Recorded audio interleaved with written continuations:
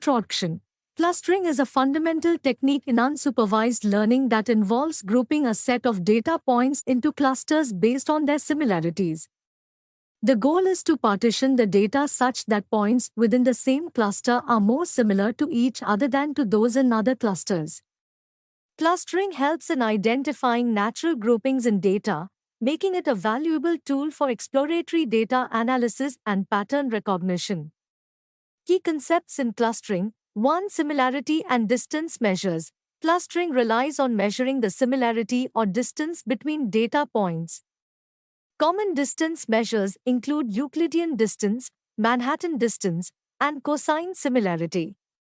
The choice of distance measure depends on the nature of the data and the specific clustering algorithm used.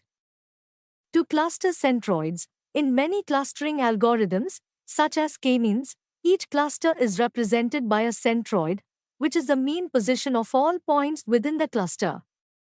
The algorithm iteratively adjusts the centroids to minimize the distance between data points and their respective centroids. 3 types of clustering.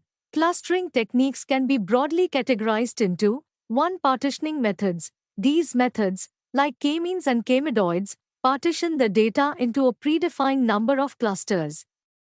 2. Hierarchical methods. These methods create a hierarchy of clusters using either a bottom-up approach, agglomerative, or a top-down approach, divisive. Examples include hierarchical clustering with dendrograms. 3. Density-based methods. These methods, such as DBSCN, form clusters based on the density of data points, allowing for the identification of arbitrarily shaped clusters and noise. 4. Model-based methods. These methods assume that the data is generated by a mixture of underlying probability distributions. Gaussian mixture models, GMM, are a common example. Popular clustering algorithms. 1. K-means clustering, one of the most widely used clustering algorithms. K-means partitions the data into k-clusters by iteratively assigning points to the nearest centroid and updating the centroids based on the mean of the points in each cluster. To DBSCN. DBSCN, density-based spatial clustering of applications with noise, identifies clusters based on the density of data points. It can find arbitrarily shaped clusters and is particularly useful for datasets with noise and outliers. 3. Hierarchical clustering. This algorithm builds a hierarchy of clusters by either merging smaller clusters into larger ones, agglomerative, or splitting larger clusters into smaller ones, divisive. The results are often visualized using a dendrogram, which shows the arrangement of the clusters.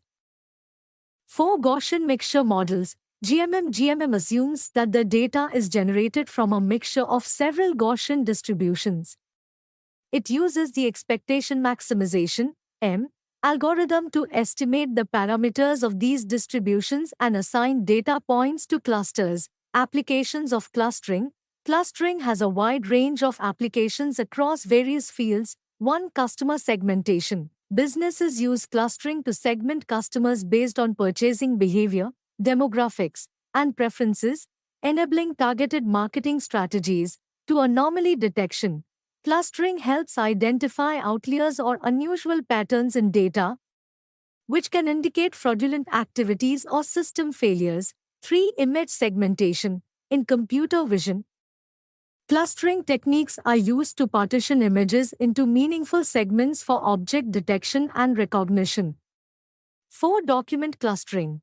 In natural language processing, clustering groups similar documents together, aiding in information retrieval and topic modeling. 5. Bioinformatics.